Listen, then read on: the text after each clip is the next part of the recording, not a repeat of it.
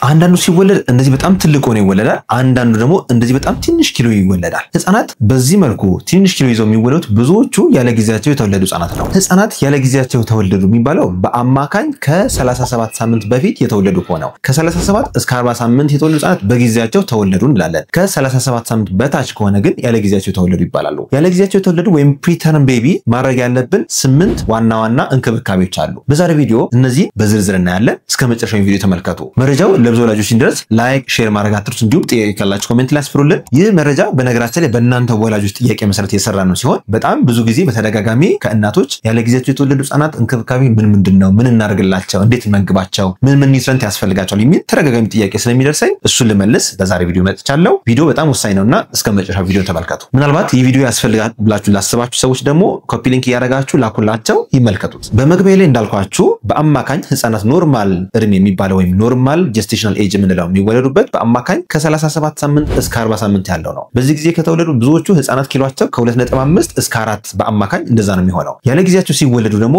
ብዙዎቹ ከ2.5 በታቸው ነው የሚወለዱት ህፃናት በነገራችን ላይ ከፍተኛው ኪሎ የሚያገኙት ከ34 ሳምንት እስከ 37 ሳምንት ባለው ጊዜ ነው በዚህ ጊዜ ያለ ጊዜያቸው ተወለዱ ማለት በዚህ ወቅት ማግኘት ያለባቸው ፕሮቲን ካልሲየም አይረን ኒውትሪየንቶችን በአጠቃላይ ሳያገኙ ተወለዱ ማለት ነው ስለዚህ ያለ ጊዜያቸው የተወለዱ ህፃናት የተወሰነ ዲፊሲት ይኖራቸዋል የኪሎም የፕሮቲንም የካልሲየም የቫይታሚን ዲ አይረን ዲፊሲት ሊያጋጥማቸው ይችላል በነገራችን ላይ አሜሪካ ሀገር በተጠና ጥናት መሰረት ከ10 ህፃናት አንዱ ያለ ጊዜው ሊወለድ ይችላል እንዲሁም እነዚህ ህፃናት ትክክለኛ ህክምና ካገኙ የሰርቫይቫል ሬታቸው በተለይ አሜሪካና ያደጉ ሀገራት የሰርቫይቫል ሬታቸው ወይም የመቆየት ብቃታቸው ከ95% በላይ ነው አብዛኞቹ የሚያሳየው ያ ማለት በአግባቡ ከታከሙ በአግባቡ ኬር ካገኙ ያለ ጊዜያቸው የተወለዱ ህፃናት ማደግ ይችላሉ እንደማንኛውም ህፃን አድገው ስኬታማ መሆን ይችላሉ አንዳንዴ ግን በትክክል ካልታከሙ በተለይ ጭንቅላታቸው ላይ ኦክሲጅን ማነስ ከተከሰተ ከፍተኛውን የአይረን እጥረት የልብ ችግሮች የሳምባ ችግሮች ከተከሰቱ እነዚህ ህፃናት በጤንነት ለመቆየት በጣም ይቸገራሉ ስለዚህ እነዚህ 8 እንክብካቤዎች ምን ናቸው ከእንክብካቤዎቹ በፊት አንድ አዲስ ነገር ልንገራችሁ ብሩኪድስ ልዩ ህፃናትና ታዳጊዎች ክሊኒክ አዲስ ዌብሳይት ዴቨሎፕ አድርጓል ይህ ዌብሳይት ስለ ክሊኒካችን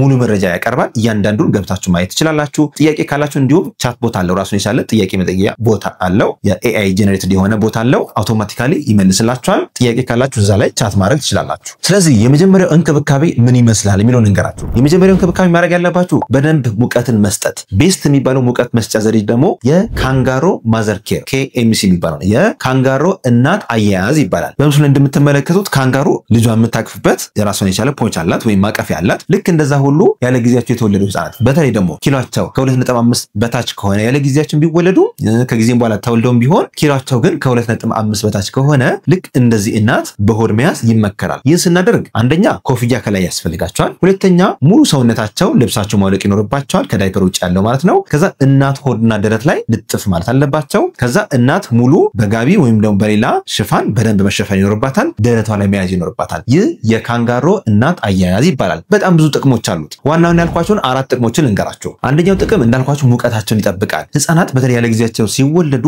ሙቀት በቀላሉ ከሰውነታቸው ሊወጣ ይችላል በዛ ምክንያት ኪሎአቸው ላይ ጨምር ይችላል ሊታመሙ ይችላሉ ሳምባ ላይም ኬዝ ሊያጋጥማቸው ይችላል ይሄ ኮልድ ኢንጁሪ ይባላል በተቃራኒው ደግሞ KMC ካንጋሮ ማዘር ኬር በደንብ ምንይዝ ከሆነ ደግሞ የልጆች የትንፋሽ ስርዓታቸው ይጨምራል ስለዚህ ሁለተኛው ጥቅም ደግሞ የመጀመሪያው ጥቅም እንዳልኳችሁ ሙቀት ነው ሁለተኛው ጥቅም የትንፋሽ ስርዓታቸው የተስተካከለ እንዲሆን አፕኒያ የሚባለው የትንፋሽ ማቆም እንዳያጋጥማቸው ሙቀታቸው የተጠበቀ እንዲሆን በጣም ይጠቅማቸዋል ሶስተኛው ጥቅም ደግሞ እናትና ልጅ መካከል ቦንድ ይመሰርታል ስትረስ ይቀንሳል ስትረስ ሲቀንስ የግሮዝ ሆርሞን እየጨመረ ይሄዳል ያ ማለት የሚያርጉበት ሆርሞን ይጨምራል የስትረስ ሆርሞኖች ይቀንሳሉ የዘኔ ኪሎ እየጨመረ ይሄድና ከኖርማል ህፃናት ጋር ትይዩ የሆነ የኪሎ እድገት ያስመዘግቡ ይችላሉ ማለት ነው አራተኛውና ዋናው ጥቅም ደግሞ የብረስ ሚልክ ፕሮዳክሽን በጣም ሊጨምር ይችላል ያ ማለት የእናት ጡት ወተት ፕሮዳክሽን ወይም የሚመረተው የእናት ጡት ወተት እንዲጨምር ይላል አንደኛ ልጁ እያሸተተ ወደ ጡት እንዲሄድ ይረዳዋል ሁለተኛ ቦንድ ይመሰርታል እናቲቱም በደንብ ስቴብል ስለምትሆን ተረጋግታ ልጇን ለማጥባት አመቺ ቦታ ሊሆን ይችላል ስለዚህ የእናት ጡት ወተትን አንዱ መጨመር የምንችልበት የቆዳ ለቆዳ ግንኙነት ወይም ስኪን ቱ ስኪን ኮንታክት ነው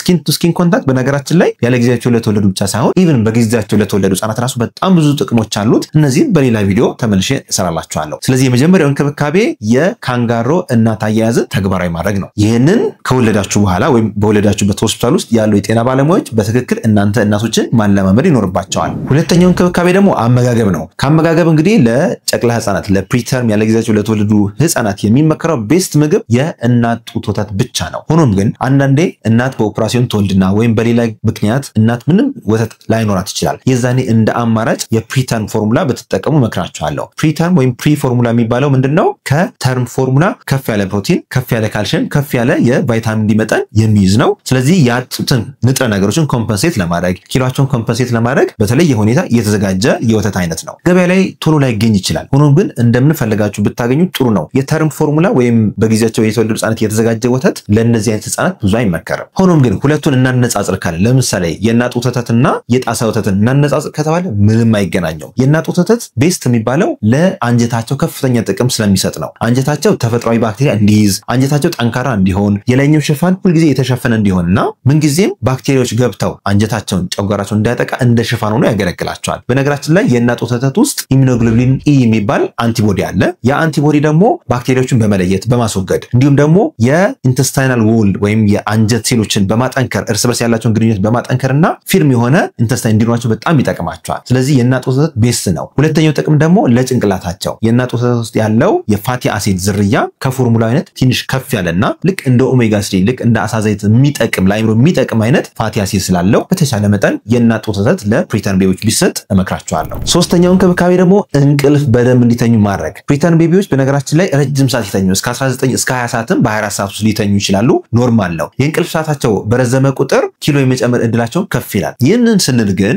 ቢያንስ በ3 ሰዓት ልዩነት የእናት ወተት ወይም ፎርሙላ ማግኘት አለባቸው። ዝም ብለው የሚተኙ ከሆነ ከታዋቻቸው ስኳራቸው በጣም ይቀንስና ኪሎአቸውን ላይ ጨምሩ ይችላሉ። ስለዚህ ማጥባት ማስተኛት በጣም ኪሎአቸውን እንዲጨምር በጣም ወሳኝ የሆነ ዘዴ ነው። ሲተኙ ህፃናት ሁልጊዜ በጀርባቸው እንዲተኙ ነው የሚመከረው። ሆኖም ግን ከፍተኛ ቅርሻት የሚያስቸግራቸው ከሆነ አሁን ትውከት የሚሏቸው ከሆነ ትንሽ ዘንበል አድርጋችሁ ቅርሻት ወደ ውጭ እንዲወጣ ማድረግ ትችላላችሁ። ስታንዳርዱ ግን ለፕሪተርምም ለተርምም በጀርባቸው አስተኙ ነው የሚለው። ቅርሻታቸውና ትውከታቸው ከበዛ ብቻ ነው ወደ ጎን ትንሽ ዞር አድርገን እናስተኛቸው። ያ ግን ለተወሰነ ጊዜ የምናደርገው እንጂ ለረጅም ጊዜ እንደ ስታንዳርድ የምንጠቀም አይደለም።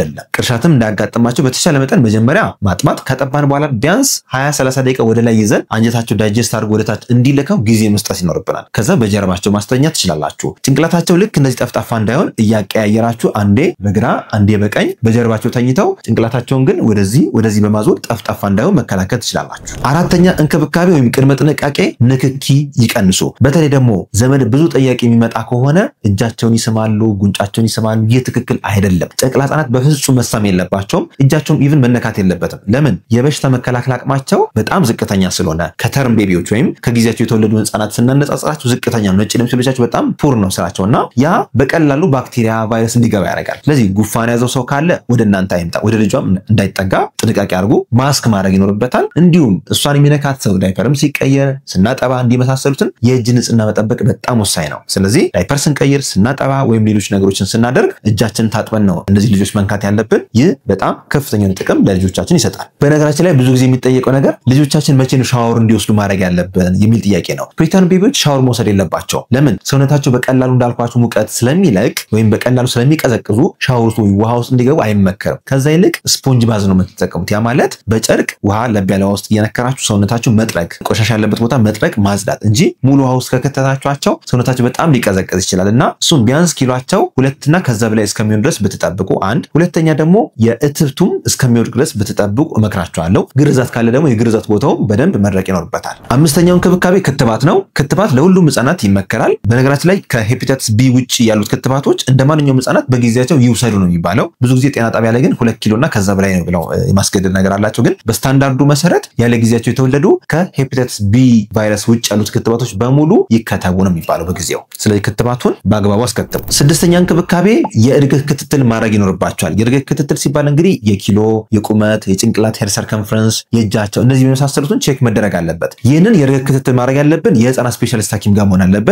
አንድ። ሁለተኛ ከመጀመሪያ ጀምሮ ያላቸውን ኪሎ የሚያውቀው ሐኪም ቢሆን ጥሩ ነው የሚሆነው። ፕሮግረሱን ቢያንስ መጀመሪያ እንደተወለዱ ከዛ ደግሞ ከተወለዱ በሶስተኛ ቀን ላይ ቢጫነት አላቸው ወይስ የላቸውም ሶስተኛ ወይም ሁለተኛ ቀን ላይ መታየት ይኖርባቸዋል። ከዛ ደግሞ 1 ወር፣ 2 ወር ላይ፣ 3 ወር ላይ፣ 6 ወር ላይ፣ 9ኛ ወር ላይ እና 1 ዓመት ላይ ግዴታ ክትትል ያስፈልጋቸዋል። በዚህን ወቅት አሁን ያልኳችሁ የኪሎ የቁመትና የጭንቅላታቸው ሳይዝ መለካት ይኖርበታል። ሰባተኛው እንክብካቤ ደግሞ ያነሱ ንጥረ ነገሮችን መፈለግና ማከም። በተለይ የቫይታሚን ዲ እና የአይረን ብዙዎቹ ዝቅተኛ ነው የሚሆን ሲመረመሩና ፕሪተርም ቤቢዎች ቢያንስ እስከ 1 ዓመት ቫይታሚን ዲ እና አይረን ያስፈልጋቸዋል። ይህንን ከህፃናት ስፔሻሊስት ሐኪሞቻችሁ ጋር ተነጋግራችሁ ዶዙን መወሰን ያስፈልጋል። ያንን ደግሞ ስትሪክትሊ መስጠት ይኖርባቸዋል ማለት ነው። ስምንተኛው እንክብካቤ ደግሞ የጆሮና የአይን ምርመራ ማድረግ ይኖርባቸዋል። ፕሪተርም ቤቢዎች በተለይ ረጅም ሰዓት ኦክሲጅን ላይ ከቆዩ በተለይ እድሜያቸው 32 ሳምንትና ከዛ በታች ሆነው ከተወለዱ ወይም ረጅም ረጅም ጊዜ ኦክሲ ላይ ከቆየ ወይም ረጅም ሰዓት ኦክሲ ላይ ከቆዩ የሬቲኖፓቲ ኦፍ ፕሪማቹሪቲ የሚባል ኬዝ አለ ROP የዛ ስክሪኒንግ ያስፈልጋቸዋል። ይህን ደግሞ የህፃናት የአይን ስፔሻሊስት ሐኪሞች ጋር ቀርባችሁ ሬቲናቸው ኖርማል ነው ወይ የአይናቸው ኖርማል ነው የሚለው ምርመራ ማድረግ ይኖርባቸዋል። በተጨማሪ የጆሮ የመስማት ብቃታቸው የአንገት በላይ ስፔሻሊስት ሐኪም ጋር ቀርባችሁ ብታስመረምሩ መክራችኋለሁ። ይህ በአማካኝ 3 ወር ላይ 6 ወር ላይ መሰራት ይችላል። ለዛሬ ያለኝ መረጃ ይህን ይመስላል። ከዚህ በተጨማሪ ሌሎች ጥያቄዎች ብዙ ሊኖራችሁ ይችላል። ያንን ኮሜንት ላይ አስፍሩልን። በተቻለ መጠን የእያንዳንዳችሁን ጥያቄ ለመመለስ እንሞክራለን። ዶክተር ፋሲል ነኝ የህፃናት ስፔሻሊስት ሐኪም ከብሩክ ኪድስ ልዩ ህፃናትና ታዳጊዎች ክሊኒክ። መረጃውን ከወዳችሁት ላይክ አድርጉ። እንዲሁም ቤተሰብ እየሆናችሁ ሰብስክራይብ አድርጋችሁ ዘውትር ሰኞ ሮብና ዓርብ እናስተላልፈውን ትምህርት በነፃ አገኙ። መልካም ጊዜ